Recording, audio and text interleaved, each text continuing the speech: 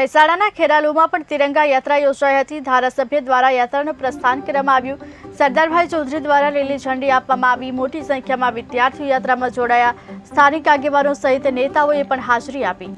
દેશના યશસ્વી વડાપ્રધાન માનનીય શ્રી નરેન્દ્રભાઈ મોદી સાહેબના હર ઘર તિરંગા અભિયાન અંતર્ગત આજે ખેરાલુ શહેરની અંદર ઘર ઘર તિરંગા યાત્રાનો શુભારંભ ખેરાલુ શહેરની મ્યુનિસિપલ હાઈસ્કૂલથી બજાર વચ્ચે ફરીને આજે મહાદેવજીના મંદિર સુધી પ્રસિદ્ધ કરવામાં આવી। એ પ્રસંગે ભારતીય જનતા પાર્ટીના આગેવાનો, જુદા જુદા વેપારી એસોસિએશનના પ્રતિનિધિઓ, કોલેજ અને હાઈસ્કૂલના શિક્ષક મિત્રો અને વિદ્યાર્થી મિત્રો મોટી સંખ્યામાં જોડાયા।